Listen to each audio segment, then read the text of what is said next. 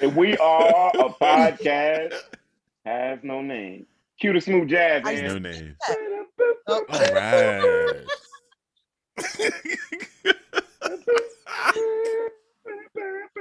Oh my word. Thank Whenever you you so go, much. you know, when swimming and the sea and the little summer thing up when you got that thing, and then I see her walking, and then she goes. Oh, sorry. Okay. Okay. All right.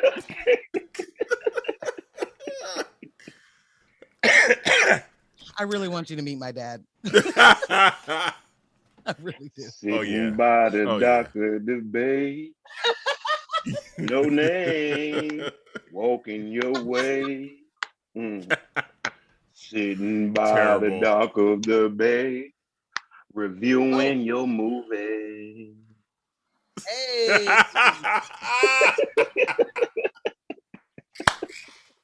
And that is a wrap. All right. Hey, Castro.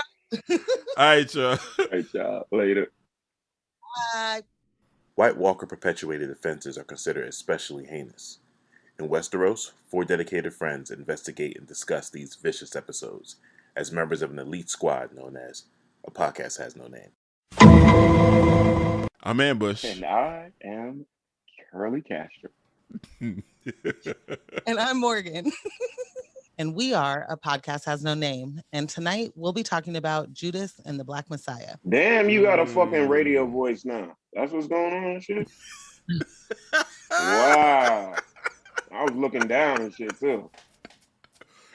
And you were like, wait, I'm like, what the fuck?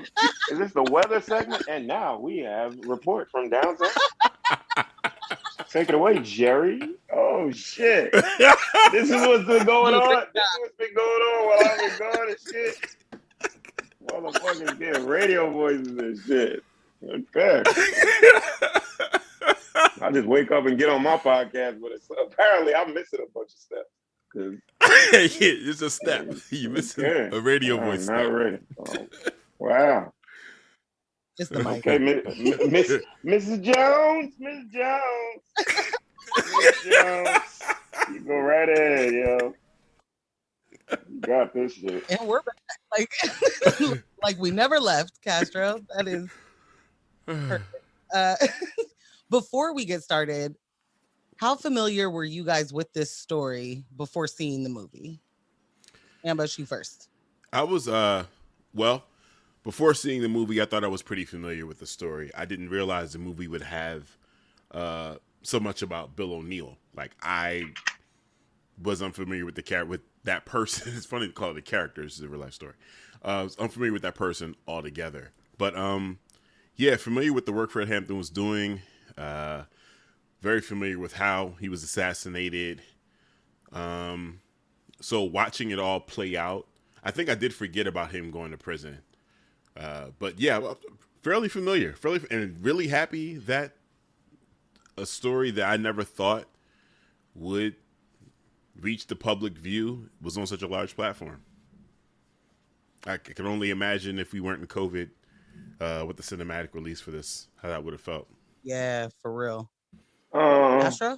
I don't know. I don't know if I echo that sentiment about the cinematic. It's just very hard for me in our current climate to act like, what would happen if we had regular crowd. And I don't know, y'all. I think if we had the opportunity to go to theaters, I think there would be a lot of, I think there would be some conflict. I'm being honest with y'all, and I love the movie, but I don't think we would have had like a watershed Black Panther moment.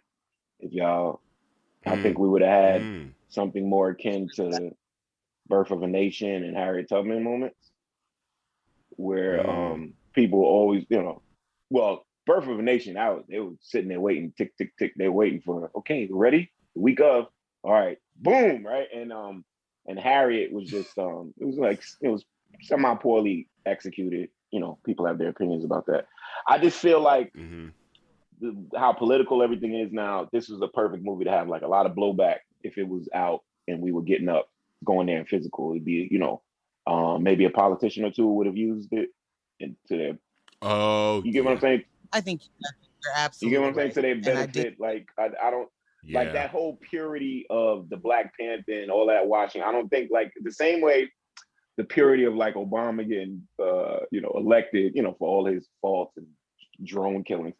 But that pure wash, those things seem like they're in some past watershed moment, if y'all will. I'm not trying to be down or whatever, but now it seems like everything's so highly politicized and charged with certain electricities that I don't think, you know what I'm saying? It would, like, the second Obama re-election wasn't as the first one.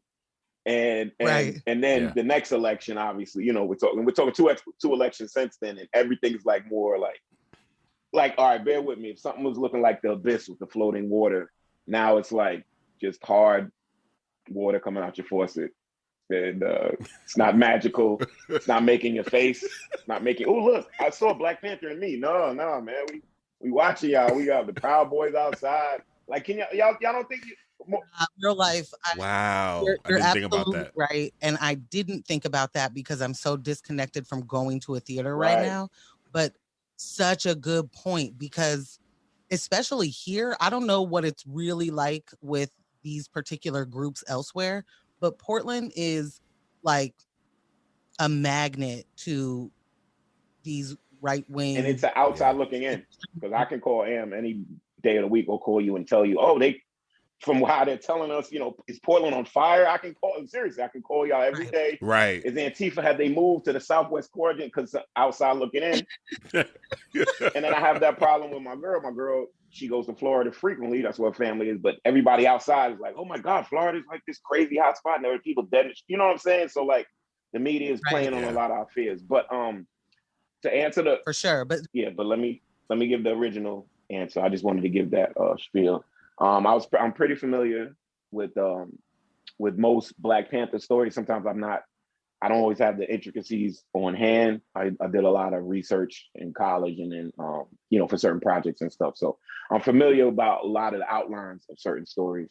And I appreciated this movie for the detail it gave.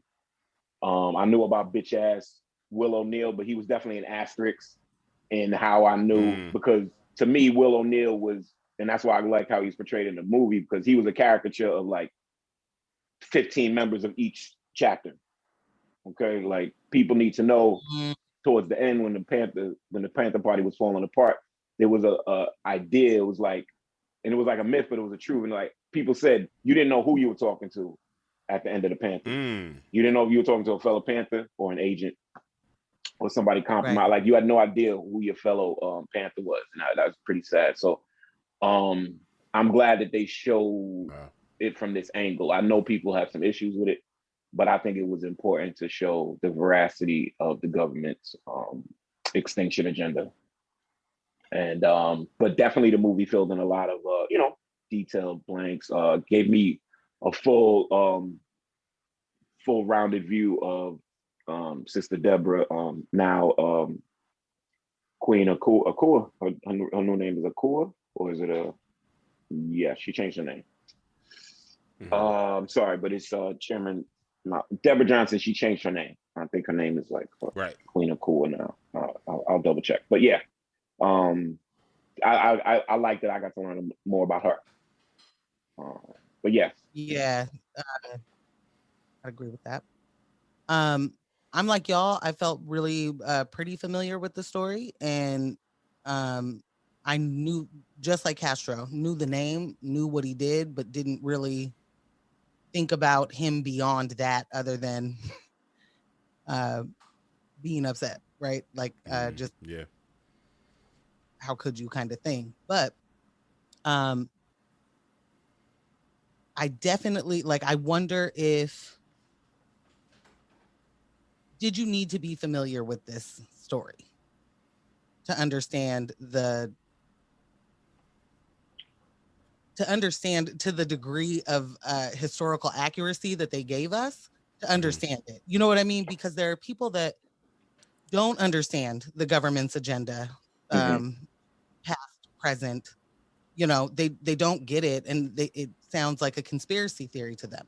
So when you see it flatly, and by that, I mean, the words that J. Edgar Hoover said we've had access to that information for a long time, but that doesn't, it hits different, right? When you hear it and you see it in the way that it was intended to be used.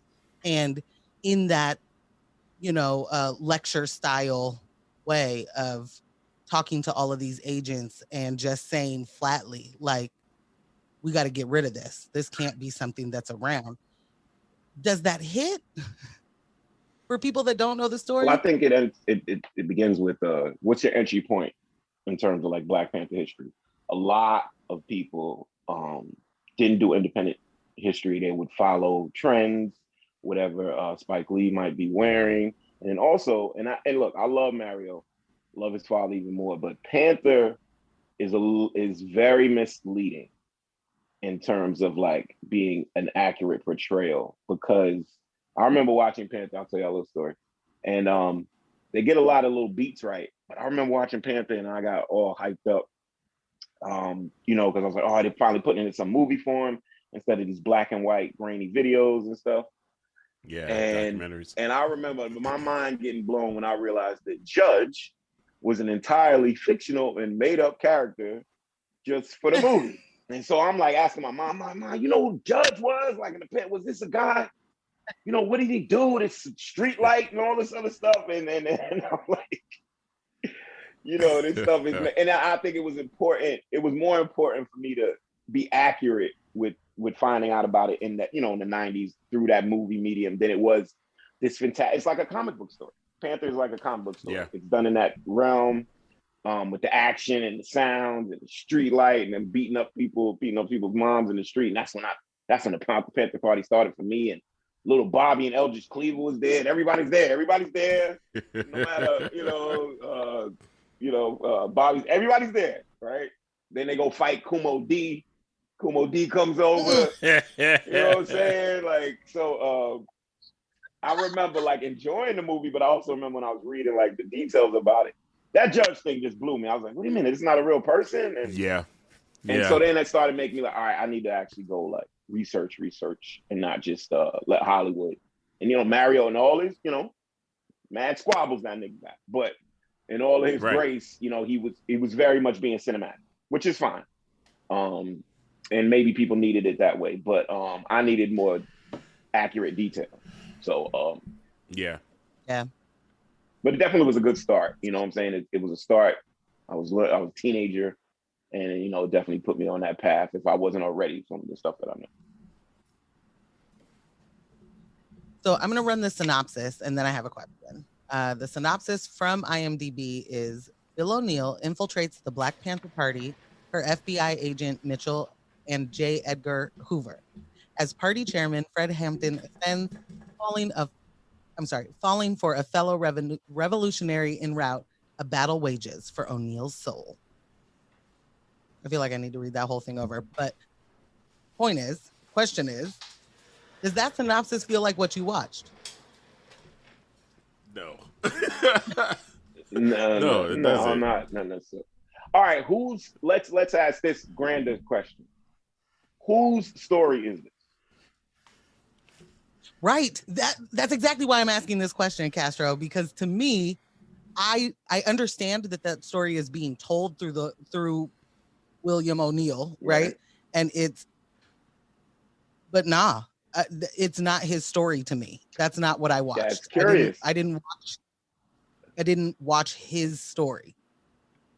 I feel like it's a Fred Hampton story, but from William O'Neill first person perspective, if you will. Exactly. So to me, that feels like it is Bill's story. It's his avatar. Only because Fred Hampton's story, I feel like I would have gotten more from, more of Fred Hampton's story. But I feel like we got so much, especially from Bill's perspective, that it was, kind of Bill's story. I fully agree with we'd get more if it was told through Fred's lens. Mm-hmm. However, we don't get enough of Bill's actual perspective to me. Like, was he in turmoil? You know what I mean? For doing this? Mm-hmm. Was this, there were just too many, I feel like we should have gotten more out of his story, like what it meant to him. Was he a tortured soul? Was this the hardest thing he'd ever done? Did he reflect on, maybe I shouldn't have done that? You know what I mean? We didn't get that. I think that was deliberate because he was 17 when this started. They could have portrayed that a lot more deer in the headlights when they got him on the 17-year-old tip. And I think it was deliberate because, truth be told, because of Chairman Fred Jr.'s involvement, because of Queen Akua's involvement, we were not set on the path to sympathize with the rat Billy too much. So, and I'm happy. And and it was there because I've seen people talk about it in the sense that we need to understand that because we need to know the full bore of the government's involvement in this destruction. So to see them take a 17-year-old and twist and turn him for their own nefarious dealings, that's important too. But at the same time, because this part wasn't told in this story, good old Billy was prolific at his snitching shit. Okay, he was involved. Yes. He was right after that. He was involved with a drive-by where people were killed, and he was exonerated. Like I was talking to my lady about how snitches were allowed to, build up their crime portfolio in the midst of these snitching assignments, and then get arrested in the physical and the sight line, but then let out the back of the jail. So like he was a despicable person. I would never sympathize with him. I knew about him. And I knew people of his ilk. And if you thought that he was one that was compromised, that might have been the case in the beginning, but that wasn't the case in the end. And that's why he had to off himself. So he enriched himself. And the thing about Billy is he thought he was doing the Lord's work because he did think that the Black Panther Party was a detriment. Think about that. A Black person that thinks that this organization is a detriment. There's plenty of that shit going on around right now. Like people, right? You know what I'm saying? They're going at the youth. They're saying Black Lives Matter as an acronym. When I started seeing Black people saying it, that bothers me because I know why white folks and I know why other people say BLM because they don't want to actually say it out loud. And when we started doing it, I'm like, wait a minute. Okay, we know it's not an organization, or do we? Anyway, I move swiftly. Yeah. So, we need you in more political conversations, bro. Yeah. We got to pull you into other content. Indeed. My whole life outside of this. Indeed. Yeah. Indeed. So point being, I think, a lot of this stuff, bottom line is there's a deliberateness to how we should emote with these people and these characters retelling our history. Speaking of him supposed being 17 in that moment. No, Lakeith Stanfield is incredible. Yeah. And was incredible, I think, in this role. But he ain't 17 and he ain't close to looking 17. Right. And so when play his youth are looking at exactly. They didn't. And I think that is another thing that is just kind of questionable because we all, and I understand Fred Hampton definitely did not look like a 21-year-old that you see that's all. So the fact that they were, but the fact that they were hardened teenagers more so than we see today, I think that might have been hard to portray. You're right. And so, maybe that lent to the casting, that benefited. Yeah. They would have to go with younger actors, like younger looking actors, like they have to look that. Like old boy who's in it.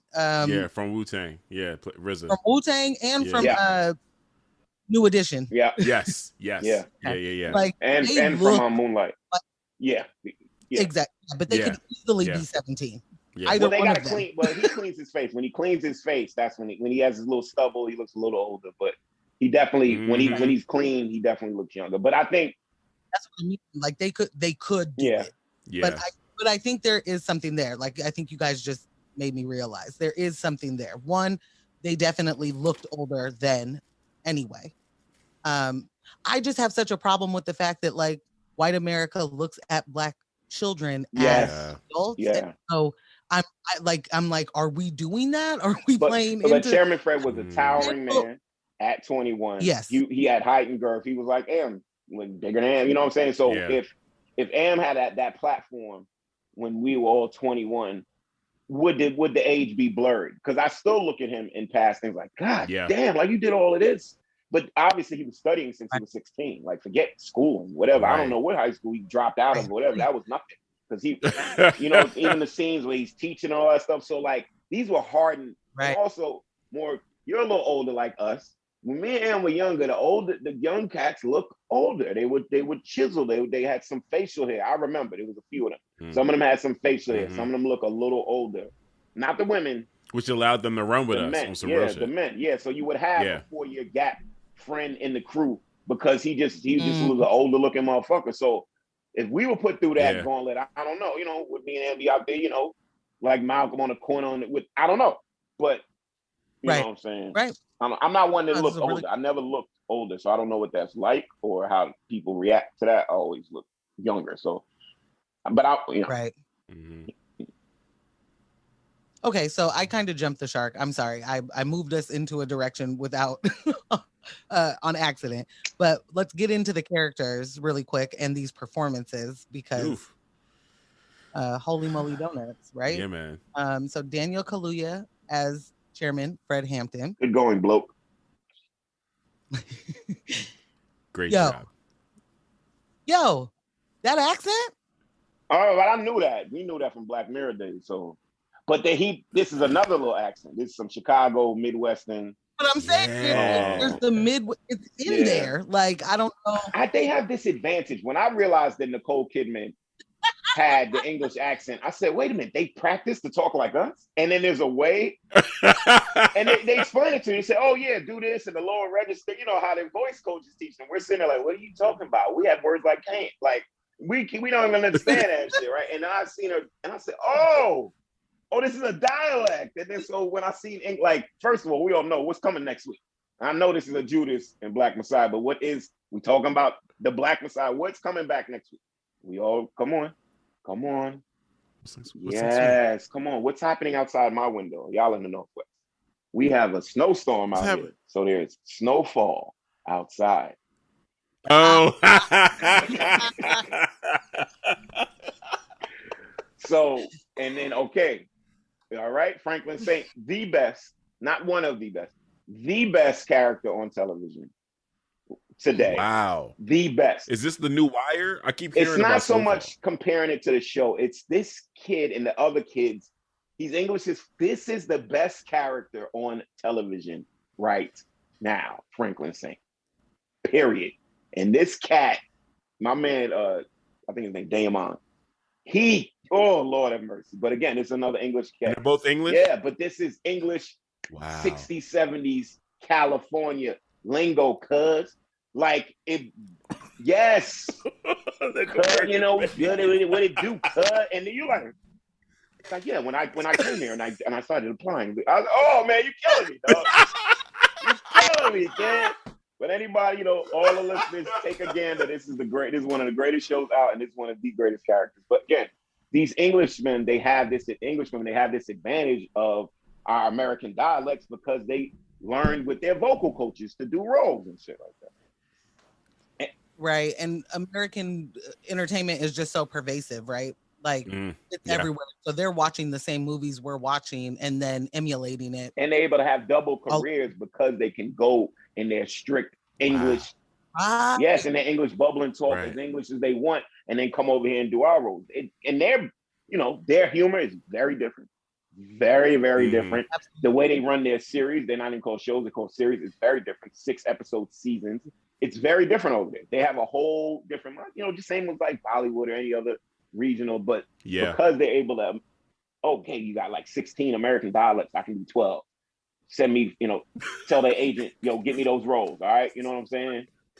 Yeah, so anyway, I'm sorry. I'm being long-winded, but yeah. And I can work on the other 4 while you're working on it. How about it? Getting Nicole Kidman, do it. Right. Shit. No, Nicole Kidman, just a riminder, she's from Australia, right? Like, which is even more. Yes. Like, that's even more of Kiwi thing. I know they'll kill me. But that's how I remember. It's the Kiwi thing, even though I don't know if Kiwis are for Australians or for Newfoundlands, but that thing. And I'm like, huh? Like, the Hugh Jackman thing. It's like so yes, they have an advantage, but they do it. So like I say, like he's talking this 70s LA lingo. So Kaluuya, when I seen the trailer pieces, I thought it was very important for them to put his Fred Hampton voice out like immediately, like you know, immediately, because I think he only does press in the English, like in that English accent and his Black Mirror roles, but other than that, you know, he goes very Americana. Yeah. Totally, and this was just a humongous performance. I mean, I don't even know what to, like, I don't have the right word. When the Crowns answered the door and they slid the slide over with the little gate. Chairman Fred Hampton, the Black Panther Party. Oh! He turned around. He had his back to the, to the door into the sink. Oh, the way he turned around. Chairman Fred Hampton, the Black Panther Party. What? Yeah, they said, open the door. The door is open. We ain't got our weapons in the glove compartment, yo. Yeah. Yes, boy. Man, you want to watch that one scene right now again. Like, I wish that, like, well, I'll get to that. No, we get to, because I have a speech question, because I feel like, and I'm getting ahead of myself, but I feel like you got to go with this speeches, X speeches, and Selma speeches in terms of the power of the speech performance in this genre for us and our historical people. Like, I think it's in that echelon. Those it fits with those. I think that was a great aspect for them to highlight in the film, him listening to speeches and studying and trying to work on cadence, and Deborah having that conversation. Like, I never thought about that because we put these characters, rightfully so, on pedestals, and they're superhuman to us, and they're so iconic with their voices and the way they present. At some point, I mean, it never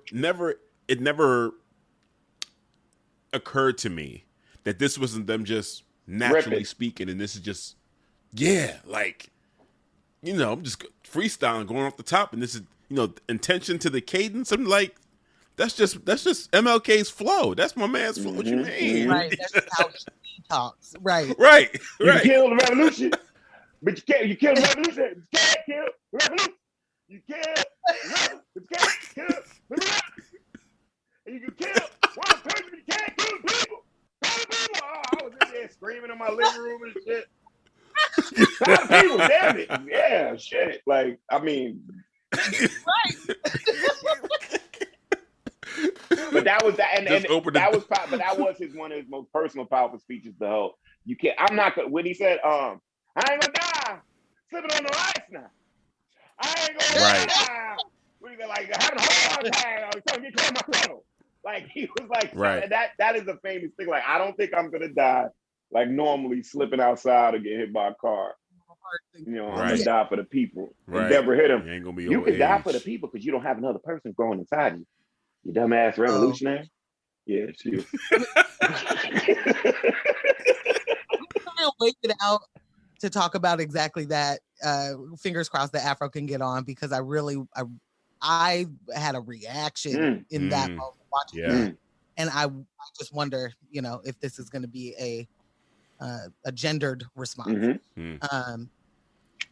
Okay, so obviously Daniel was incredible. Lakeith Stanfield as the snitch, William.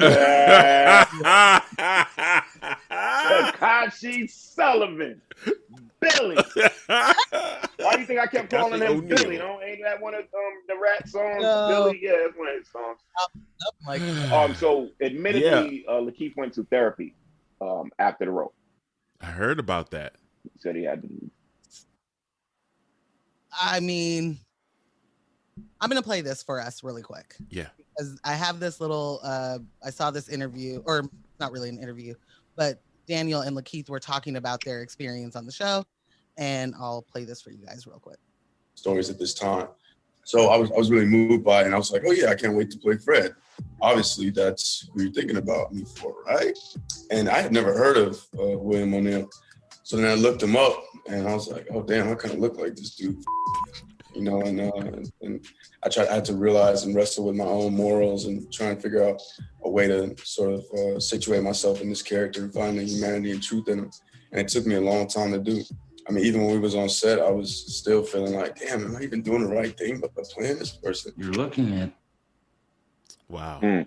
I mean, like when you watch the Eyes on the Prize clip part 2, where he actually gives his interview, because I forget sometimes what he looks like until I see him start talking, and he's wearing this gray suit, and he has a certain cut, and he looks like a nigga I fucking know, and he looked like a nigga to live on my floor, or a cat to live down my. Serious, real talk. I grew up in the nigga. He looked just like the nigga that worked in the store, or the guy that was always doing delivery. He looked just like everybody you knew. And your contempt for him just solidified as soon as you would start talking. Because again, I tell y'all, he believed that he was doing the Lord's work. He thought he was helping. Like he even said, in the movie, he's on the right side of history. And he looked up to his agent. Yeah. Oh, to the agent. Like a mentor. Yes. Yeah. I just want to clarify earlier when I was talking about like it didn't feel like his story because we weren't getting how he felt about it. I want to be clear that I didn't mean so that we could then sympathize. I mean, if this is your story, tell me why you did that. Like, you don't get to just be like, oh, the police jammed me up, so I had to do the thing. Like, what did it mean within your lifetime then? How did it change the trajectory of your life? It made me think of Sopranos real quick. Y'all watch Sopranos? Oh? So I watched some of it. All right, so everybody know, but you know about the Pussy was the agent and he kind of betrayed Tony. Yeah. Everybody kind of knows that piece, right? So there's a part in Sopranos where Pussy's getting caught up and he's kind of like confused because, you know, it's getting tight on both ends. And he starts like trying to give information that has nothing to do with what they want. And he starts trying to be like a detective and he starts tailing somebody and he gets in a car accident and stuff. So it's like, I remember this. Yeah, so it's almost some like Patty Hearst type thing. You start taking on the attributes of the captive. And so seeing that angle with good old Billy, like he thought he was like an agent, and they make you feel that way. They give you a couple of dollars, like you're working for us, like you're a cop, but not a cop. And that can really get your motivations all twisted up. So there was no way to sympathize, but I definitely you're one of us, not one of them. Yeah, like you know, like when the culling is done, you'll be fine. You'll sneak out the back, you know, and he did that, you know. But that was probably that feeling, like when the shots start, you run out the back, you're protected. You're not like the rest of the darkies or whatever they were exterminating. Yeah. And, I was just gonna say, and doesn't that play into you're not that kind of black person? You know, you're not. Yeah. You know, you're not ghetto. Like that plays into that, and then we see how that plays out, right? Like, but really good. I mean, the way that you're a part of us, but not a part of us. That whole state of confusion that leaves a person in like just their mental state of insecurity or security in something, right? And no sense of belonging. That will leave you in a real vulnerable, like I'm unsure where to go. And so then you start looking at the wrong people as the role models. You know what I mean? Yeah. Like they showed him in the movie, at least at some point, like I feel like he got it. They're not terrorists. And he said, like, they're not terrorists. You know, there's some other stuff. It was like he understood it, but then just got the more he was a part of it, which you would think he would then understand even better that they're not terrorists, right? Like he just got more of the police brain. Like it was just and like none of this could like what he was seeing couldn't believe, I guess is what I'm trying to say. And they were definitely doing the carrot and the mule with him on the stick, because if you notice in the movie, there was 3 times he thought like the mission was mission completed. Like he's in jail, we got him. He's going back to jail. I thought we got, like, you know, the finish line was never, he didn't understand that there was never going to be any finish line for him with this assignment until, you know, we get rid of this cat. And well, and even then, it's still when we decide. Exactly. Like, right. When he tried to say, I'm out, he was like, it doesn't, what was the scariest part of the movie? Oh God! Oh, the Lil Rel situation when he gave him the badge back. Second scariest. Okay. The first scariest. If anybody's familiar with Jesse Plemons and how well he is with what he does, when he was wearing his little red beanie in the crowd, right. Oh yeah. Yes. That was wild. Wasn't that? And, that was wild. And doing the stanzas and doing. I was sitting there, and that's he's. You know, I'm Breaking Bad fan. A million of him. Fargo, like this kid, Jesse Plemons, he's cold. He knows how to do that cold look. And when I saw him, when they saw him through, and and Lakeith was on it at that point, because again, this is one of those moments where Fred, as Fred is revving the crowd and putting the battery in the back, and you look and you see your handler there that you have been out of touch with and cursed out and bounced on. Ooh, chill. Lord. My man said, "I will find you." You think you can hang up and pay phone on me? Okay, buddy. Right. So there was something really interesting the Lucas brothers did with the writing. I think it may have been a homage to a situation that Jim Brown described in his youth, being at his coach's house, and was it the coach's house or the owner's house, and they were just lauding him with all this praise and just saying, how important he is to the organization, and we wouldn't be where we are without you, blah blah blah blah blah. And as Jim described it, I can't remember if it was the coach or the owner, was about to go outside to the grill. And he was going outside to work on the car. He had working on the car. And Jim was like, well, let me help you. Like, after spending about a good hour praising this black man. And he was like, well, let me come help you with the car. Touch my fucking car. And he says, no. He was like, no, we can't do that. They can't see you. Oh, with the garage open out front. Oh, yes. Wow. So when he mentioned, I'm going to go put some links on the grill, you stay here, and the good stuff's down there. But you stay in here. I'm going to put the links on the grill. That was the first thing that popped in my head. I was like, oh, you can't be in my backyard. You can't. Nah, I can't be in my backyard. My neighbors see me and you back here. I was like, and also the dynamic of the dinner meetings, the dinner debriefings. Those took how comfortable Billy got. Like, I remember the one time he came in with the zoot suit. Hey, Roy, boy. No. Glasses on. Doing the step and fetch it to a chair. Right? And then there was the time when he was scared to death. And then there was the time where Roy was like, hey, had the seat open for him. Like, all of that manipulation, that was very, and I'm glad you mentioned that, Em. I don't know if y'all will add some pieces about the Lucas brothers wrote that. And if anybody's familiar, those are the twin comedian brothers. They wrote this movie. So don't let that go by. I remember when I figured out it was them, I said, oh, it was one of those, like a good,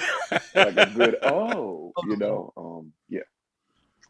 So we have to add to that, though, because it's not just the Lucas brothers. It was they had their screenplay, and then Will Burson had his. I may be pronouncing that wrong. Had his screenplay, and they were both shopping it independently. Yeah, and then apparently they formed like Voltron. Like, this is a culmination of their two. Wow. Their two screenplays. Do you know the disparate difference between the two, or it's blended now for us not to know? So what Wikipedia says is that it's directed and produced by Shaka King, who wrote the screenplay with Will Burson, and that's based on a story by the Lucas brothers. Okay, so they just blended. It's not. There's no way to tell if this is the Billy part and this is the Freddie part. Okay, but that's fair. That's gotcha. No need to know. Yeah, because they had both been a Fred Hampton biopic had been in the works for several years, with both the Lucas brothers and Will Burson writing and shopping screenplays individually since 2014. Oh, that goes to show you that neither one of them had Queen Akua's blessing, because that's another hurdle with this whole thing. Yes, was so. Burson's version almost got made with F. Gary Gray directing it. But then that fell through, and I think that's exactly what happened. It doesn't say that here, but I think pretty that's exactly the way they happened. roll. They did not get the blessing, and the cast joined this particular. It says, when that fell through, King was hired to helm the project. The cast joined in 2019 with the blessings of the Hampton family, with filming taking place later that fall in Ohio. So I just wanted to get that out because I didn't know that until today, that this was like a team effort. This wasn't just the Lucas brothers writing it. Not that I'm not trying to take anything away from anybody. This is like this is a undertaking. This is a Yeah, like for real. Yeah. Now that would have shown nice more with the turnout, but I do think there would have been some underhanded and insidious presentation in terms of like people being there protesting all. But that type of stuff. That's the same thing with the Black Panther, but it just wasn't as pure a moment without so many detractors that are foot to the ground now. You know what I mean? They looking for anything to try to come, and this would have been a perfect moment for them to be out there with their shit. You know? Yeah. Definitely. Yeah. So we already started talking about Jesse Plemons, and I'm sorry, I'm gonna have to start moving us forward. Yeah. So we're just gonna do Jesse Plemons, then Dominique Fishback. So Jesse, we did him. Holy moly donuts again! Like performances. You hated him because you know that person. Like you know that dude. I know that white man. But here's the other thing. Again, motivations. He was part of the investigation when they I can't remember the area. If you can find it quick in Wikipedia, but he was the lead investigator for the voter killings. Like there were two white individuals and a Black man that were doing like voting registration in the South, and they got kidnapped and killed. And he was one of the lead investigators to help solve that crime. So he's thinking he's doing things for certain racial justice. Again, where you stand on the line. But because he did that case, now him taking on the charge to get rid of the Black Panthers, this is all good police work. You know what I mean? I don't know if you found it. Did you find it? I didn't yet. And you just got me with good police work, because God. Because but yeah, he was good police. So that and y'all know the incident. It was that the vote walkers, the something walkers, and they were in that group. But I remember it was two white individuals that got killed as well. Yeah, I do remember. They were they were doing voter registration. They were in a car by themselves. I remember that. Yes. And so he was involved with that. So you just see the wires that keep crisscrossing with this stuff during this whole civil rights. It seemed like it's when you look at it, it's a civil rights war. I don't even think the civil rights era. Absolutely. This is like a war, because it was bodies on both sides and people were out for blood to keep on their way of life and to stop, what they thought was infringing. Because that's the perspective I take. It was all about them trying to stop us infringing on their way of life. Right. We were, all right. Yeah. Shit. But anyway, sorry. I just wanted to mention that it definitely felt like in the beginning of the movie, there were a couple of racial things that were said around him where it looked like he felt tense about it, like, oh, is that what we're saying or doing? And then it felt like that just quickly unraveled because of his agenda. Like he wanted to do whatever reason he was going to be a part of this particular. Well, there was a little competition with his coworker, right? And the additional pressure from Hoover. So you see him, because that was crazy, ramping up his. That was crazy. Wasn't that him? He said, "Now imagine your daughter." We see, and I know y'all got girls. So now we're evoking your 5-year-old girl. Now imagine this big brute, bigger Thomas with his arm around. Like that's the picture he was painting. No, that's exactly what he was doing. And he was like, "My daughter's a child. Why would I?" Yeah, but you're gonna let this young black buck. If you let them live, she's gonna bring home one of them. And I can imagine the fright. Like you want to talk? I can imagine the fright in the 70s of. I doubt it was. We know it wasn't prevalent, but can you? If you can. You can make tangible this fear that your pristine blonde daughter is gonna come back in here with a shocker.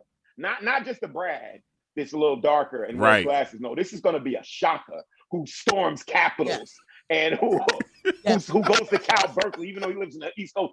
Is he at Cal Berkeley now? Like, what I'm saying? Who's burning broads for Vietnam rights? Like, funny enough, I was watching. I got white women's back on the way, right? Yeah, I got into and real quick, I won't divert, but I got into my Wonder Years bag, and it was one of the scenes where Jack, the father, the oldest daughter, had brought home her boyfriend, and he was like against the war, and Jack is like a Korean War veteran. They're like, why can you say that? And the guy pulls out, in 2 weeks, I'm gonna be drafted. I don't want anybody to die. And you forget that the Wonder Years had so much to do with Vietnam. You know what I'm saying? And that reality of all of that death and all that stuff. Anyway, I'm sorry. just taking me a lot of places. So, Okay, well, back on track. We'll just cut it there and let's talk about Dominique Fishback as Deborah Johnson. Bruh. Okay, y'all saw her in Power? Did y'all watch that? I did. Yeah. MJ did. You didn't watch them? Power Okay. Yet. So Morgan, though, she got something with her. And we see, other.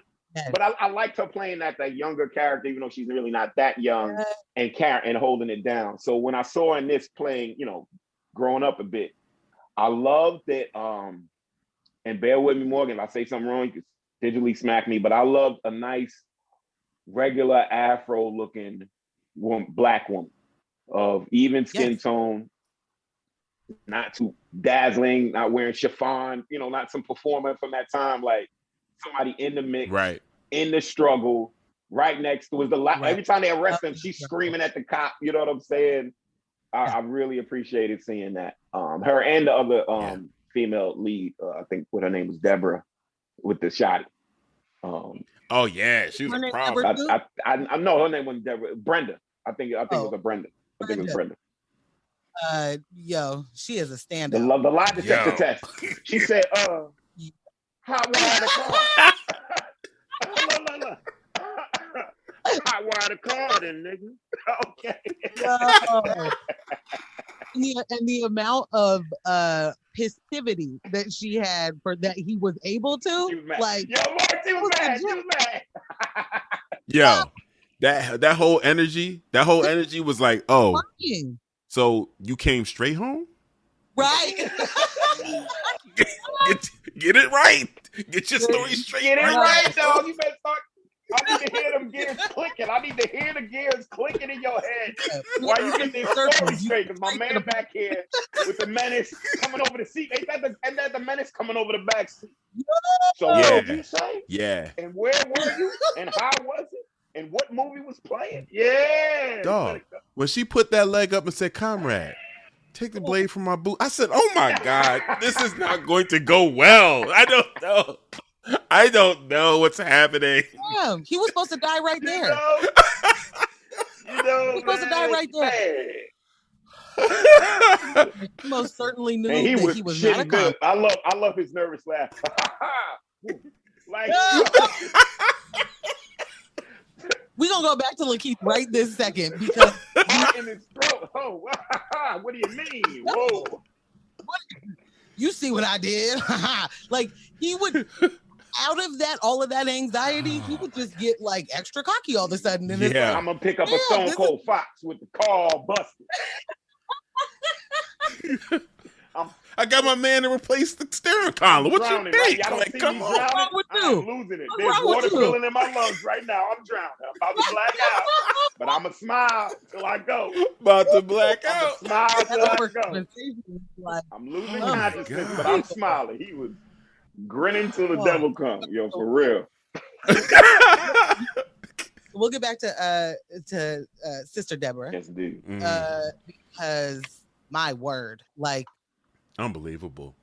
That portrayal, I think, number one, what I loved about this was getting to see a Black love story that does not involve Hollywood. It doesn't involve the outside. The extras. It wasn't. Yeah, it was just a real relationship. That was. Thank you. That was. Didn't have to show us no lust. Love that. No. Just tenderness. No. Yes, like actual affection. Like scared to show the baby bump. Each other. Yo, I'm getting chills right now. Chills right now. Him being shy, yes. She called him on it. I was just like, she got you, dog. How nervous she was when she first was doing poetry with him, to when she would get to the end of a piece, and how powerful it was, the way that she was performing it.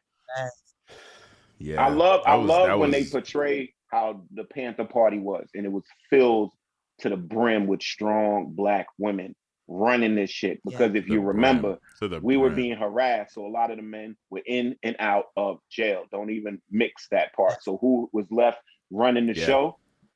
When he was getting taken away for the ice cream, he said, "Stay disciplined, stay disciplined." Yo, and she straightened up. Whoa, boy. Yo. He said, just hurry and get me a lawyer. Hey. Yep. But I'm not eating ice cream no more, so I know why I stopped. There you go, man. Shit. That was some ancestral shit. You don't leave that shit alone, man. Might get you caught up. Do that shit. Don't do that. Ice cream bars might get you caught up.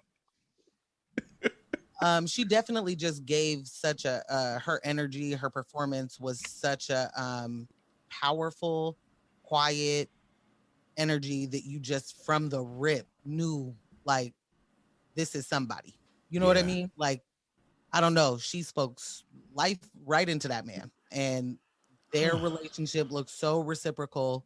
Like, I don't know. Thank you, Morgan. The trailers made you think something different. The trailers made you think she revered this man and just like on some worship shit. Just not bad, but just like some young teenage love shit to the big orator. You know what I'm saying?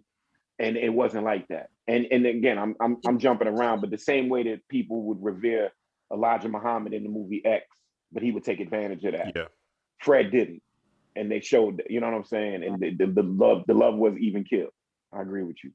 Same level. It does say something about the director and the writers. I feel like there's a lot more intention today to make sure that our women are portrayed in a much better light than previous pieces that we've worked on. You know what I'm saying? You mean you don't like the female leads and Low Down Dirty Shame? You don't like what's going on in there? Yeah, boy. You dig me? I mean, you could have got some going back to. Yeah, I remember that scene. Going back to the earlier scene when Lakeith, when Bill first joined and was in the classroom and was trying to crack on sister, like checking, had the sister counting his push-ups, berating them the whole. I'm like, yo. That was the sister he was cracking on. Oh, yep. Yeah, there we go. Yeah, nice. Yeah. Nice. Oh, it was. Oh, I didn't catch that. I thought it was Brenda. I thought it was Sister Brenda. Yeah, no, I think. Was it Brenda? Probably Brenda. Yeah, it was Brenda counting the push-ups out like, with a leg up. Yeah, you know, always got some leg up on the wall. Yo, she hard as shit. I'm getting Brenda on a t-shirt. You gotta find. They didn't even shoot her in the shootout. Double action. Yo, shotgun. What? Second floor window. She was up there serving picking them off. Yeah, here for every single piece of that. So we won't go through the rest of the characters, but I'm gonna ask a question. Oh wait. We do have to mention homeboy that played Hoover. Oh God, yeah. Oh, Martin. All right, didn't look like him. Looked like the Penguin. Am I right? Look like the Penguin. No, he looked like Colin Farrell's Penguin. And, yes. and that's how this boy looked. And the evil of Hoover needs to be illustrated at all times. Who played Hoover before? Was it Jack Nicholson? Yeah, because what do you mean in Panther? They had a flash. No, there was a Hoover film. Oh, that was Was that Leonardo? It was Leonardo, and it was done bad. It was Leonardo. It was J. Edgar. Okay. It was Yeah. But even the prosthetics in that, Leonardo looked more like Hoover. Yes. Than Martin Sheen did. You think so? Oh, I don't know. I thought this was like pretty close. The decaying skin. This was oh my God, that's exactly what he looks like. Like he Think about it, because it's black and white. Remember, this stuff shouldn't be in. Let's be real. None of this footage should be in black and white in these pictures. They do it on purpose. But we should really see it, because virtual will make white people look how, you know what I'm saying, some of them how real look, and it makes us look like, you know, like, it really, when they showed, you know, they do that now. Y'all see the colorized pictures, probably like, oh yeah, oh my God, to make Malcolm look like he wasn't that far, like 80 years ago, is important, you know. But I'm with Morgan. I think this one was pretty was pretty tough. No, like look at J. Edgar Hoover, old. I didn't see DiCaprio's depiction, so I don't know about that. But when Castro said he looks like the Penguin, I haven't seen Colin Farrell's Penguin. I don't think. God. I'm legit thinking about That's what I was thinking. That's what that's what I was thinking. Okay, yeah, that's what I was thinking. When you guys like, see that's who I see like Google a still of Colin Farrell, like because what they showed him in the trailer and we didn't know it was Colin Farrell. Like that's how I remember. You don't even. Yeah, you don't even recognize it as Colin Farrell. It's like, who is that? Oh, it's totally fair that you said that. It's totally fair that you said that. And yuck. Wait, I didn't. Let me look this up too. Hold on, Colin. Oh, should have had this share screen up. Penguin. Yeah. So right. Oh, right. Okay. You know, he looking like the boy from the boy in Thinner, the actor that played the fat skinny man in Thinner. Yeah. Wow. So I thought he did a decent. I thought he did a good job portraying him being the angry, racist white man that he was. Like, boy, did he? Nasty, sticky, filmy demagogue. That's what he always meant. Yo, he seemed real fucking slimy and disgusting, and gave me all the feels of J. Edgar Hoover anyway. So like, he meant it, and son of a fucked it up. He was efficient at his job. He meant it. He meant that there was going to be no Black Messiah, and he stamped them all out. And who's the only one they couldn't get, y'all? They couldn't get Farrakhan. That's the only one they couldn't get, Farrakhan and Castro, because you definitely believe they done try to assassinate Castro more than 9 times, and you know they tried to take out, and you know they tried to take out Farrakhan. They still plotting. They can't get to the minister. It's still, yeah. I was gonna say, number one, you die real upset when you don't get Farrakhan when that's your agenda, and number two, ain't no way it stopped. You know what I mean? Like, no way. Those attempts ain't stopped. Yeah, but he was mad. You know that he was mad when he expired. He wanted Farrakhan. He wanted all of them because he must have had you know, he was probably a sick man. I had a little scrapbook. Oh God! I mean, he did kept it on him. Little list of who he took out. Yep. Fuck. Like that was a government sanctioned program. That's why I like how this movie was. It's COINTELPRO. This is the division of the government. Right? And with Pete, that's, you know, we say it's woe is me. No, there was a whole division of the government dedicated to stamping out our progression. Can y'all let's say it out loud? Are you serious? Right. That's also just what does that mean for the people that are doing that? They are fighting tooth and nail to not evolve. That's what they're doing. They are fighting to be Neanderthals. Yep. And just to think of them having an idea of the potential that they want to stamp out more so than we even have the potential on ourselves. They feel when somebody's declaring you dangerous and they're going to the many things that I watched the interview with Lakeith, and he was saying in the research he did, he found out how much technology was being applied to these surveillance techniques that you didn't even know they had. He said they had a microphone that they could point at a building from 100 feet away and they could hear everything going on in that building. In the 70s, they had that thing. The stuff they were doing to Dr. King, the surveillance he was on. They knew where he was going and they had it bugged up the wazoo, had people in the net. They were there before he got there. So like the resources expended shows you how they know. And then so Lakeith flipped it. He said, what if they they spending millions of dollars on this shit. What if they took those resources and helped these organizations grow and expand and thrive? If we had a nationwide breakfast program, which I didn't remind myself until the movie that it was educational as well. I love the lessons part of the movie. And that they were teaching the kids because Hoover thought that they were indoctrinating the kids.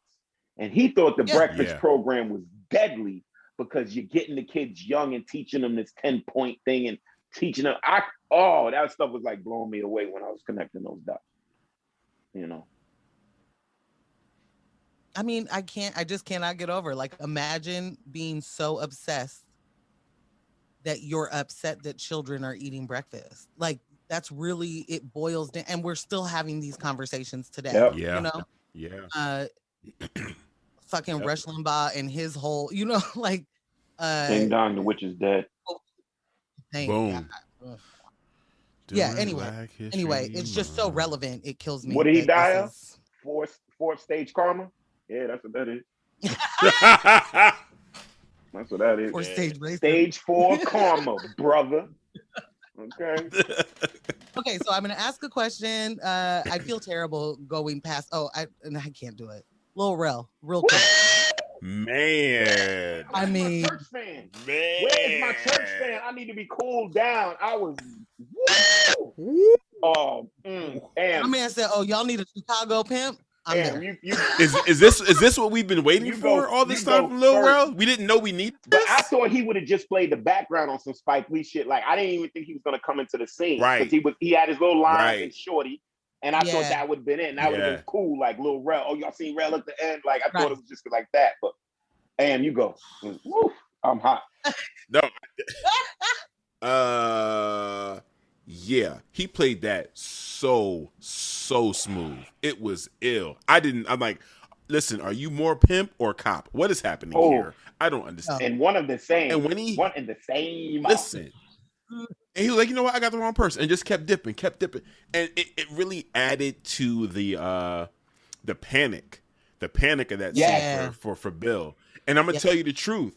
When that jazz piece, that part of the score came back, first off, it's my I've listened to that particular piece. It's in the movie twice. In the beginning, when he first gets to the bar and he looks in, it's like, damn, it's a bunch of motherfuckers in there. Is it an original piece? That's how you got pulled together. Yeah, it's an original piece. My homeboy, who I actually work with on my new album, him and his partner, they produced some of the score. Quelle Chris and Chris Key. Okay. They produced some of the score. It might have been one of their pieces, but they have like a number of pieces. Yo, it's amazing. And then they brought it back.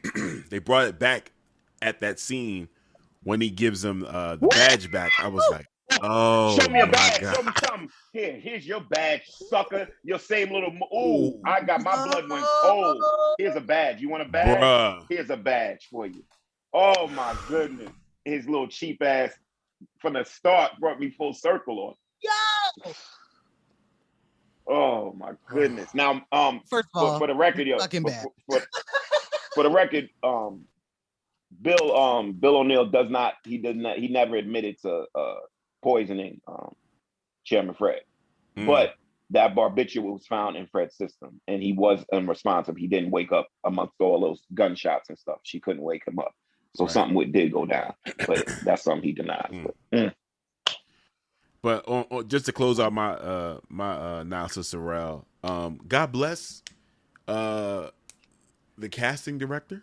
God bless his agent, because the little bit of time that he was in that film, sir,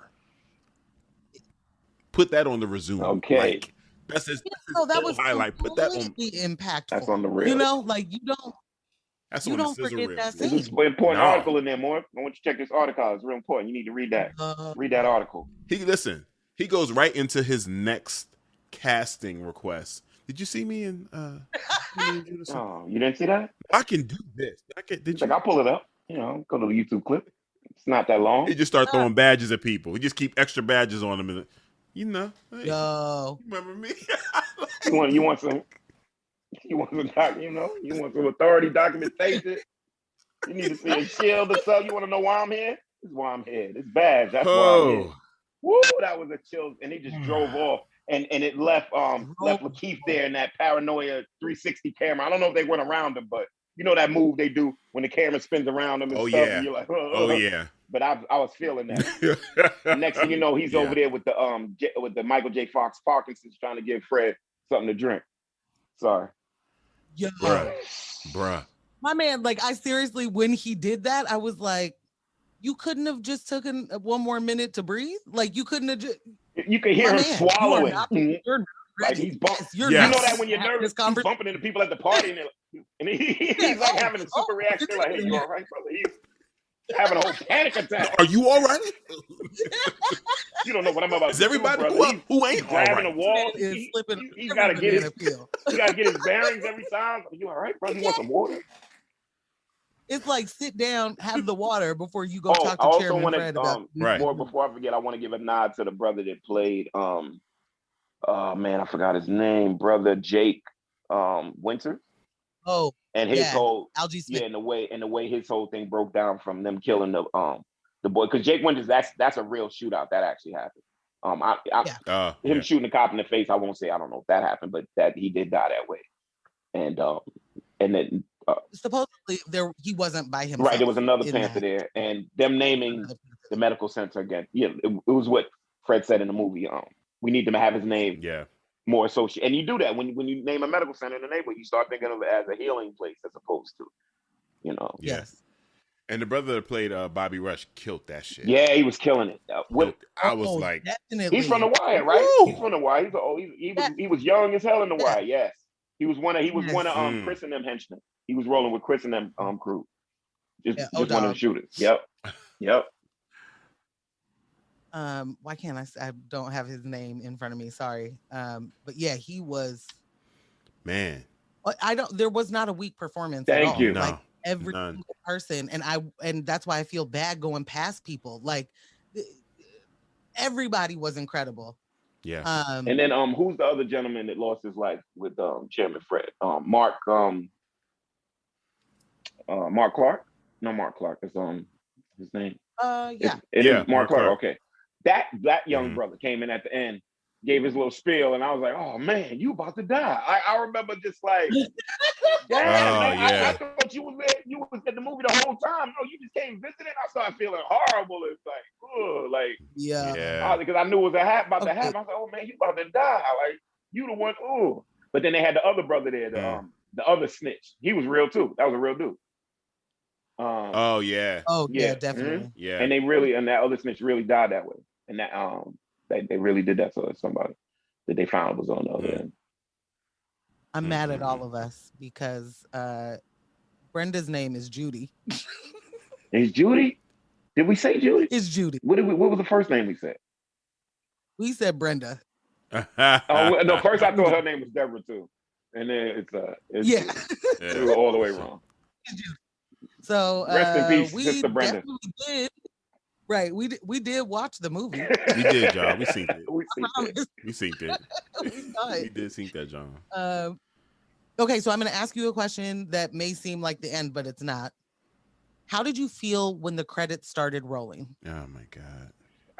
Castro, you go first, man. It's hard, yo, because when a movie is done well in this genre, I end up feeling mad all the fuck over again. I just get enraged all over again. Like it was my sophomore year in college, and I was taking my first African American aesthetics class and learning this and learning that, and finding out the despicable nature of certain wickedness on this planet, and it just makes you mad, and you start wanting to rearrange history and like, damn, well, who was there for what could we and what and thank God for this. What we need to do now. And like I started looking, you start looking out your window and seeing white people walk across the crosswalk. You want to throw stuff at them and shit. Like, it always just reignites. It's like, to me, it's always like the Mission Impossible theme. And there goes the fuse again. Like at the end of those movies, it's just like, here, like my racial fury. And I'm starting to do the thing. Yeah, you're right back in it. All over again. Take me right back to the grill again.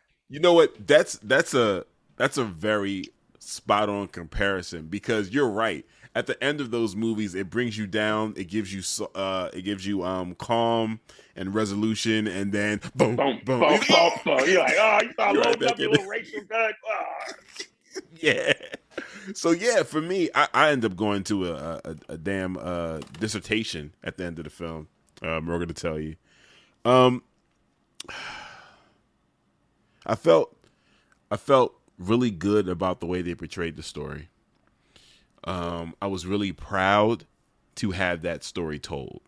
And I was telling Morgan about a tweet I saw from No Name. Oh, here she goes. And I saw sentiment. Yeah, and the sentiment of a couple other people, within that same age bracket, talking about, this isn't something that these revolutionaries would have wanted to happen, for Hollywood to have their hands on this story. And what I said was, it's interesting. It's an interesting perspective, because they're blessed to have come up in a time where you have Issa Rae, you have Jordan Peele, you have Lena Waithe, you have people that are creating on these huge platforms where you get to see yourself and get to see authentic Black life. And that's what you're comparing this to. This is a story, like you said, sophomore year of college. This COINTELPRO, no, never was this supposed to be. This don't make it to HBO. That's a secret. Yeah, it's a secret. It's the secret's secret. Even still now, right now, the fact that this film came out, there are still Black people obviously white people. There's still black people that still think COINTELPRO didn't happen. Well, that's just something from the movie. The government ain't really do that. I'm gonna stop you from that because that's a part of the next thing. So okay, okay. Get back to your point. So, yeah. At the end of it, I was just like, it felt good. It felt good. I didn't feel cheated. I didn't. You know, there wasn't any more of the story to tell. Getting that final scene from Eyes on the Prize 2 with Bill, that was new to me. I didn't see that. I didn't see any of that footage before, but upon seeing him, I was like, "Oh, this is Lakeith's uncle." Like, yeah, they really bruh, did. the casting when this was Can crazy. I piggyback on the No Name tweet thing? So this is also a generation where they have information at their fingertips. Where we, growing up, Morgan, even you two, we had to go, where's the encyclopedia? Pull it out, or you have to take a trip to the library. Like, and print out. You had to listen. You had to go to the computer, hit print, run to the copier, right, get it before run to the printer, right? Dot matrix, rip off your section. And this is also, yes, I remember before someone sees what you were printing and you get in trouble for printing that. You. And I remember, I'm not going to let them belittle this moment for whatever reason they have, because I remember how important it was when I saw Glory. I remember how important it was when I saw Malcolm X. I remember how important it was when I saw Amistad in that medium. And even if it wasn't historically accurate, you know what I'm saying? Seeing Denzel coming off the hill saying, "Come on," before he gets shot, like that. All right, boy, you all right? All right. Because I know, yeah, girl, I know Trip. It'll have you. I know, thinking about Trip, that tear will come streaking. All right, girl? Yes. And so those things, that was important. So, and I know y'all are, y'all young parents. So to have Kaylin get to watch a Fred Hampton movie in a good light, shot well, done well, not with us colored well. You know what I'm saying? The last 5 years we got it right. Last 5 years. Come on now. I just watched the whole YouTube on colorization, and how it made like, take for instance Birth of a Nation, the original one.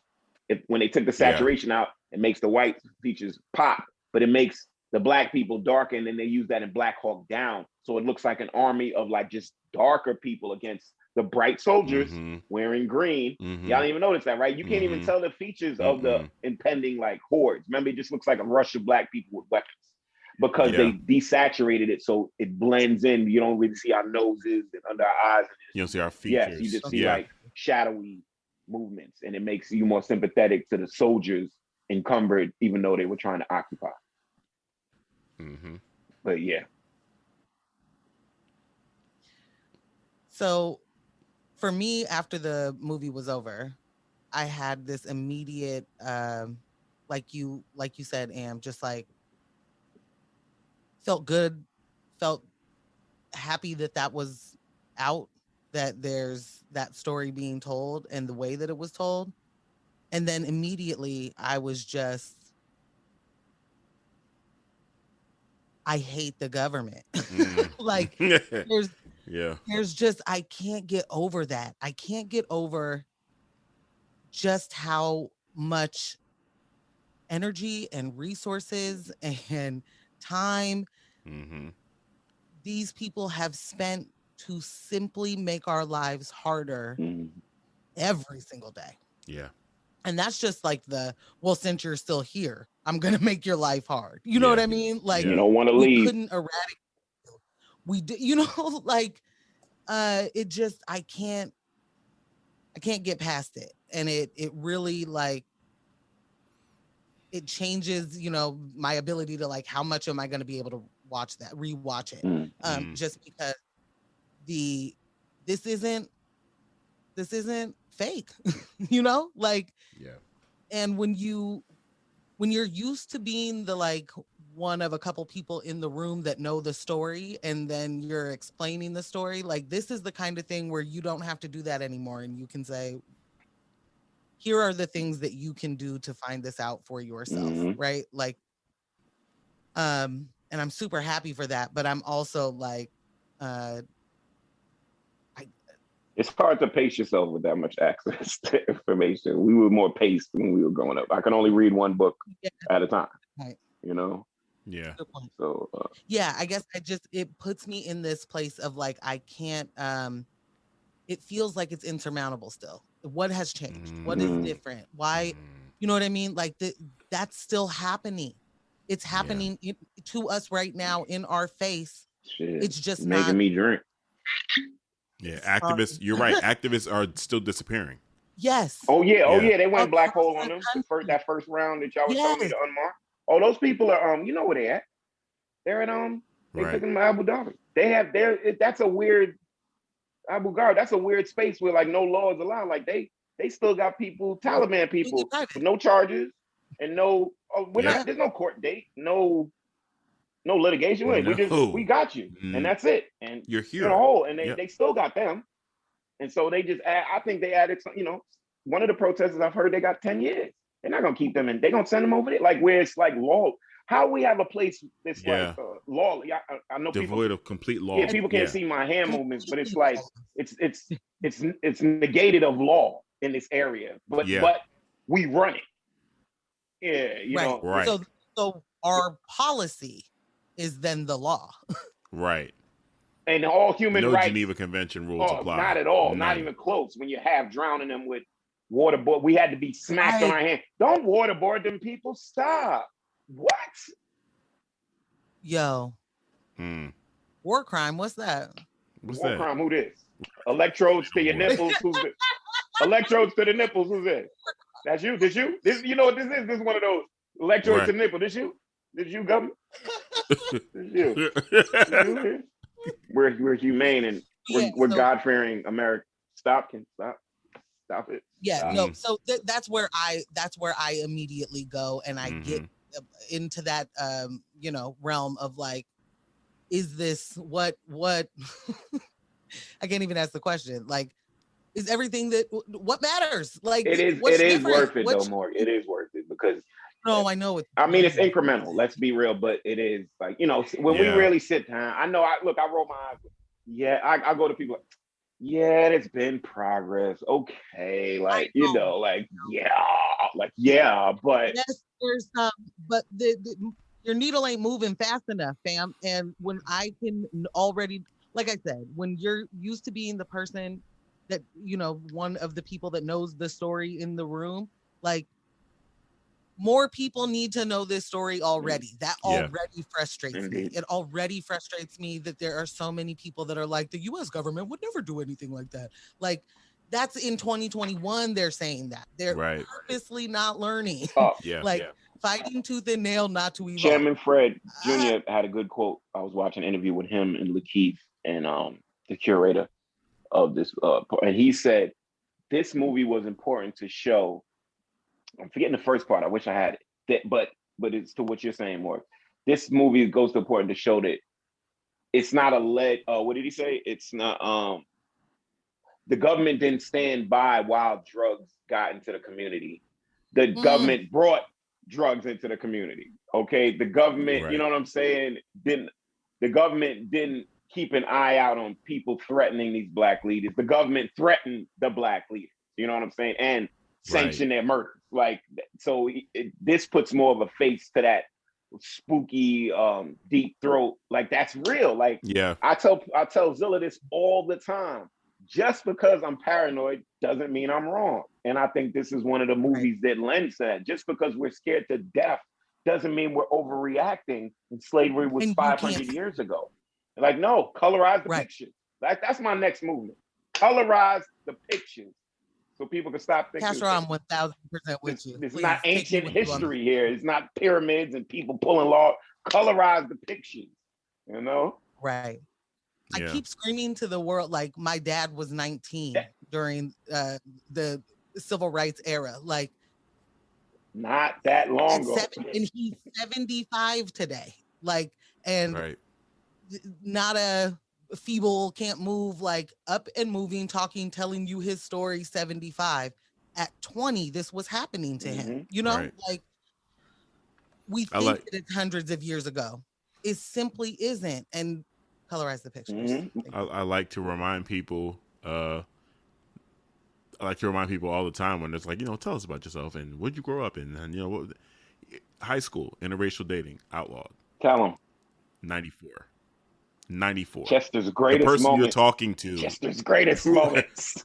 Well, this was in Delaware. Oh, same but yes. yeah, right. You know what I'm saying? The person you're talking to, when he was in high school, I would have gotten expelled for interracial dating. Nice and like this is not ancient history, guys. It's close. Not close. It's not even close, bro. Like, yeah. Yeah. Deep breath. Deep breath. Deep breath. Thank you. Deep breath. So this goes directly into what I was gonna say. Do you think movies like this move the needle towards a more truthful or accurate telling of history? I think because I feel like I just feel like 20 years ago, 10 years ago, we wouldn't have got this version of J. Edgar Hoover. We wouldn't have got that version of the other FBI agents that were just like, yeah, kill him. The more irrefutable evidence in many media, movie, TV, poetry, song, it leaves the deniers with less than a foot to stand on. Yeah. And it needs to be shown that way, even if it has to be done in an artistic manner. If they don't want to change the textbook, so be it. But we're going to have 4 movies that's telling you the truth. We're going to have a cartoon that's telling you the truth. Right. And then they can't deny it. We got the pictures that's telling you the truth. Because that's what's going on. That's what this Trump, I don't care bringing them up. That's what Trumpism is plausible deniabilities. I just said something and I didn't say it. And that's their whole shit. And you can't prove I just said it. And now, whatever. I'm going to change the conversation to you have to prove it to me. And you know what? You can't say I did it because you didn't prove that I didn't do it. Like that, what is happening? And that's the thing. You can't prove he didn't do it. Where and what planet are we on? We just landed the Mars rover today. Slow your roll. These politicians are tricky. You remember that was Tricky Dick, and I wasn't around for that. And I remember asking people about it. This is what it feels like. The politicians in this government feel like 3-card Molly all over again. And I lost $80 on payday for that shit. Trust me, it'll make you think the ball is in the right one and the ball is in the left one. And then you're looking at it and you're watching it and you see the curve on the card and you're like, I got this guy. No, he got you. He got you. And let me tell you, they took my money on payday and he gave me one more chance to get my money. And he said, and if I win, you got to shake my hand and say I'm good. And he won, and I shook his hand and got off the bus, and I had to go on to my girlfriend, and I'm $80 light on payday. Jeez. Damn, son. Right back, doesn't it? I'm flooded right back. Damn government. Right. So I think it's important. Ambush, please. Sorry. No, I was going to say I agree with your point. I think it is important. Every piece of art, as a Castro put it, it does move the needle, and we're long enough in the tooth to appreciate it because when we were younger, we didn't have these stories. We just didn't. Yeah, we just didn't. Right. We were constantly being told and given portrayals, much to Black actors and actresses disapproval. They got to make a living, but we were given portrayals that just weren't honest. They were written by white people. Had no teeth. And didn't have teeth. You know what I'm saying? That's changing. That's definitely changing. Being able to take part of that, with the radio station and, being able to control media to some aspect. Yeah, it is refreshing. It's great. It really, really is. And I appreciate it. I really do. Like you said, to be able to arm a child, especially in some of these classrooms. I don't know if y'all saw the video just recently of this teacher. As a Black student, he's holding the phone in front of him. So it's just his reaction to a teacher telling him that that nigga wasn't a negative term. I saw that. Attributed to Black people. It was just ignorance. No, first he said that they were calling white people cracker and because they cracked the whips, and the teacher said that didn't happen. They didn't crack the whips. And the kid first said, how do you know that? Were you there? How you know? Were you there? Also, what do you mean they didn't crack the whip? What are you talking about? Oh, yeah, this guy was on. He was Where on did one. name come from then? Substitute teacher. Yeah, what do you call white people crackers for then? Tell me. He was on one. Flat out saying there was no whip cracking. Yeah. And then he was saying, calling somebody nigger is just saying somebody's ignorant. Ignorant. That's it. That's it. But it was funny because someone said in one of the on one of the comments, you see, he said N-word though. Yep. If it just means ignorant, why you say N-word? You vocabulary Like, choices. Vocabulary choices. So to be able to arm, younger generations with this and have them grow up with this information so readily available is beautiful. It's like I can just turn on HBO Max right now and watch a Fred Hampton film. Yep. Right now today. And it's on the marquee. It's the banner. Yep. Like with Daniel Kaluuya playing who? This means something. Hello. Yes,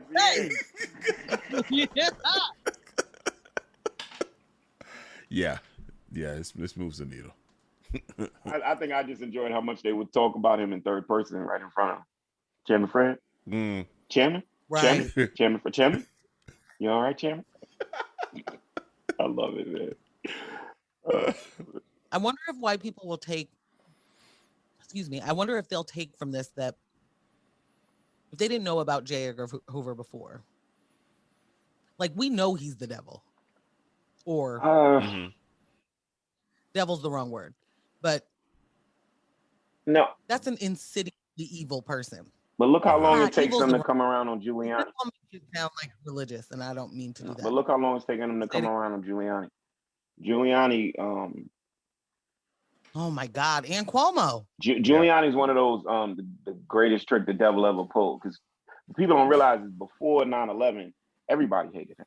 White people hated him. Yep. Black people hated him. The cops hated him. He was a despicable human. Like I used to tell people, like if you don't believe in demons, he had pointy ears. There's something wrong with his teeth. Like this was one of those demons that tripped in a cloud and fell. Okay, and he's down here with us now. And 9/11 happened, and it was his saving grace. Unfortunately, all those people lost their lives because all he did was show a decent face. He wasn't doing anything. He didn't, he didn't spearhead anything. He didn't. I don't know if he passed any. I mean, he cleared the way for the Patriot Act. Here you go. But you know what I'm saying? Real quick. I mean, you know they had that binder typed up years past. But anyway, ready to go. Ready. Because that thing was huge. I remember they showed the next. I said, "Whoa! Like y'all wrote that last night." Where'd that come from? Right. But anyway, that's a great point. And I agree. I worry that we need 4 of these for people to go, damn, so that thing, I went to J. Edgar Hoover High School. Maybe I was. He's still the creator of the FBI to them. So that's, because and the FBI took down the mob more. So that would always be, his, they definitely did. His toting umbrella. They took down the mob. You said like you're worried that we need 4 of these to get the point across. I want 18 of them. I want it to just become. I want it to be normalized. I want the story to keep. I want someone else to do a version of this. I want the cartoon. They got they got 2 movies about the aviator about Howard Hughes. How about that? Right. Seriously. Keep giving them to us. This is a black hero. Right. This is a black hero. We need more movies about this black hero that y'all assassinated. And not just because there's like 6 Martin Luther King movies. I remember I was looking at Who Played King. It was like our homeboy when he was younger. And, Jeffrey Wright. Jeffrey Wright. And I'm talking about even back in the day, some older black actors took a swipe at him. I'm with you, man. I wouldn't mind having 4 Hampton portrayals, 6 Huey movies with different actors and all that stuff. Yes. Keep them coming. Like franchises like Spider-Man. Renew the rights. Exactly. Every 3 years, we got to do another Huey movie or we lose the rights. Come on. Stop playing with me. Yes. It's in the universe, the Black Panther universe. Yes. Right? Civil rights universe. Look, Mario Van Peebles get mad. Every Panther movie make his look even more fucking plastic. You're like, God damn it. Make like the first Fantastic Four movie. Yeah, like, the first one, the one that never got released.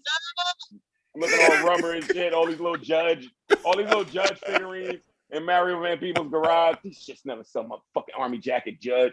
Like, you know what I'm saying?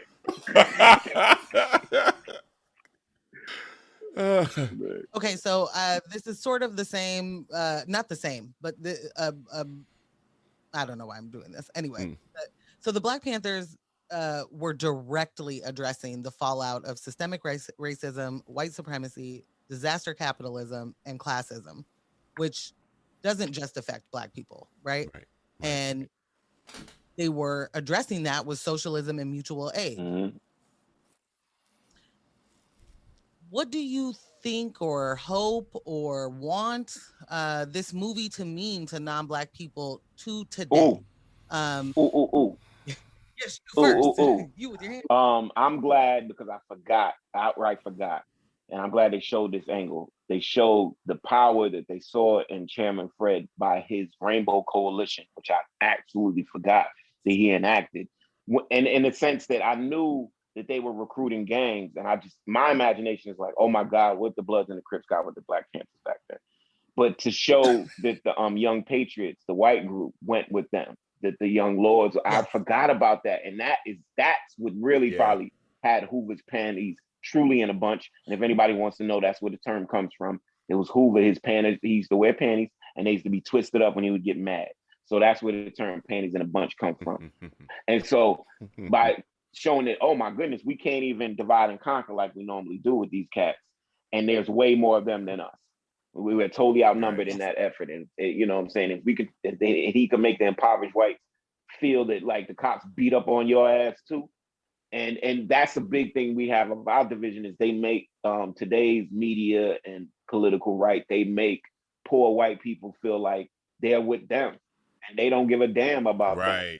And they're not with them. And they're more parallel. Well, that's a Republican strategy, exactly. That's a right-wing strategy that they've been working for many years and because they've seen this and they know that they aren't the minority if everybody else was aligned, you know? Like, so I think people should see that there's a place for everybody in this movement. I think that's what this movie should show. That there's a place for everybody in this movement. If you're a non-person of color. But did I say that right? Is that a double negative? Shit. If you're non-BIPOC. Anyway, I can't do it. I can't do these acronyms. No, you got it. Non-person of color. You got it. Okay. Well, what's the non-Black person of color is how you say it. Is that what you said? He said non-person of color. Well, I said non-BIPOC. No, but it's non-Black. Oh. Non-Black person of color. But what's the I? What's the I in BIPOC? Oh no, that's Black Indigenous people of color. Thank you. Yeah. You know how long it took me to realize what AAVE stood for? Oh my God, bless it. And then I have a song titled it now, but it's so funny. I was saying, I was like, I thought it was like, is this agave movement back? What's this agave thing?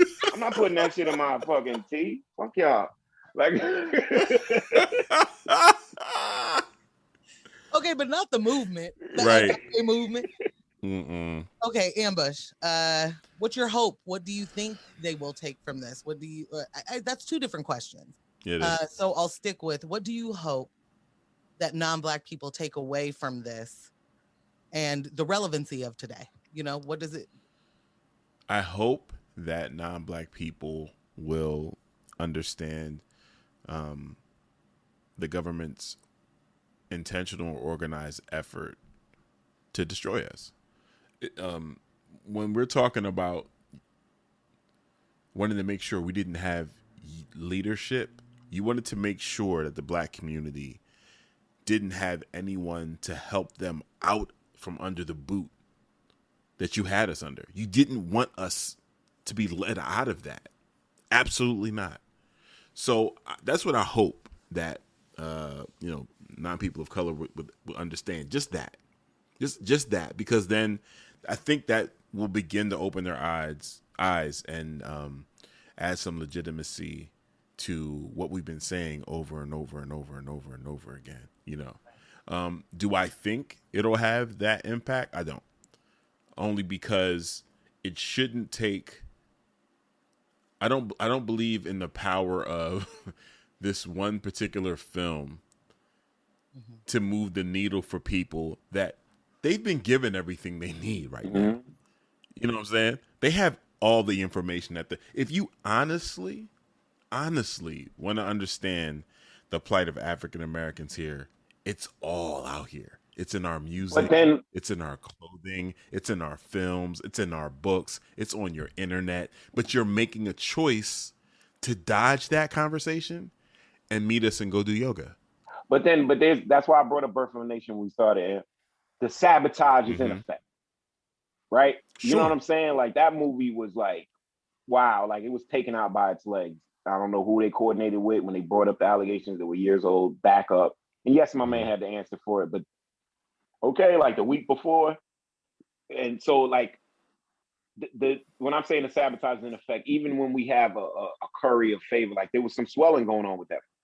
I remember it was like people were getting excited about it, and then it just was like a balloon that just was pop when we and that affected American Skin. It affected American Skin. I didn't even see that yet. I didn't even see that yet. That's on. Neither have I, and that's the exactly point. See, yeah, good, great point. That's the point. Yep. The concept of American Skin is like, oh no, this is the film we've been waiting for forever. And I heard. And I didn't even watch it. And I heard. Yep. You're right. He's tainted now. He's tainted. Damn. He's tainted, they bro. Good. They go and tell people good, boy. They good. They pros at the COINTEL. They're pros at that. They keep moving their office around in the Pentagon, but the niggas keep their lights on. They keep their lights on. Right. They keep a budget. They keep a budget. The little accountant's like, God damn it. You know, like, we gotta. All right, reauthorize it. God damn it. It's like the Wayne Foundation. They're under the research and development. Like how they kept That's where the X-Files office kept moving around, like to the basement. Remember they moved into the horrible little section? Yeah. Can't get rid of most of them COINTELPRO boys, yo. Can't get rid of them. Oh my god. Damn, yo. So I'm with you guys. What I want, what I wish, what I am most hopeful for, I don't think will happen at all. But what I want people to non-Black people to take away from, and you know what, not just non-Black people, I want everybody to take away from this that a couple of things. One, we're still having this same conversation that Chairman Fred was giving us, the Rainbow Coalition, right? We're having that conversation still today, and we are even more divided, right, and even further away from people actually being united in that regard. It kills me because we have even more proof now on why we should all be so much easier to unify. Yeah. Or quicker, or want to, or whatever. I think not understanding how all of these things are connected has allowed people to believe that they're not. And when you actually focus in on these things, if you're talking about systemic racism, if you're talking about white supremacy, you can't have those conversations without capitalism involved, you know, and every single piece of it is connected. Y'all need to know that. Take that away from this if you didn't know it before, if you know what I mean, because we can't, we're further behind. We can't still be trying to convince you that you're affected by these things too. And for Black people, we have to understand that it doesn't have to be a Black agenda for it to benefit us. So if we're talking about a Green New Deal, that's climate justice. We need that. You know what I mean? Like, we are the most impacted by environmental racism. Like, we need a different way to have energy. And just because it doesn't say it's only going to affect Black people, like, you got to understand that you need that fresh air too. Yeah. And all of us do. Yeah. So when Black people are not oppressed, everybody's life is better. That's what you need to take away from this. And look at the resiliency of knowing that, like you said, him going and getting the Patriot Boys or whatever the hell their names were, like, knowing that these people hate you in a way that is a brain disease. Like, they have no reason to, right? But they are ready and willing to kill you for just existing. to be able to get those people to understand we are on the same playing field when it comes to the capitalism. Like you don't really understand how far down the boot they're on you, like, and if we were able to get to that point again on a larger scale, there's no way. I mean, we're the majority at that point. Right. So I'm hoping that people take away from this that organizing and unifying is the only way that this changes. It will not at all just be these little pocket silo protests. You know what I mean? Like, we have to be a larger conglomerate. Indeed. Rewatchability. I would have to echo your sentiment more. I want to watch it again, but it might be a hard rewatch. Yeah, I'll say that. Same. Yeah, I think it's essential for rewatching, viewing? Just to it's essential viewing. And even like rewatching it with a group of people whenever we can get back to that. Sure, let's do that. There's so many elements of this film to analyze, especially the Black love aspect. There's just so much in it. But yeah, it's gonna need support. Did the girls watch it? Yeah. Not yet. Yeah, that's our next watch. Yeah. Mm-hmm. Yeah. Okay. How many no names? 4. Amber. Sorry. Okay. Yep. Boom. Sorry. You were asking something. Go ahead and ask it. You could. 4. Oh, damn. I missed my opportunity to cut you off. I was going to do it too. Not to get ahead of myself. Not to get ahead, but not to jump ahead. I hate jumping ahead. You Shout do. out to Afro. You do. I it vexes despise. I really hate. We miss you, Af. We'll get you on the next one. But y'all know what it is now, right? WandaVision times Castro. It is. It's up. It's time. All right. Excellent. You're still here. Thanks for tuning in to another episode of A Podcast Has No Name. If this is your first time checking us out, please subscribe. We are available on Google Play, Apple Music, Spotify, and pretty much everywhere else you listen to podcasts. Follow us on Instagram and Facebook at Podcast Has No Name. Deuces. Subscribe, please. Click and comment.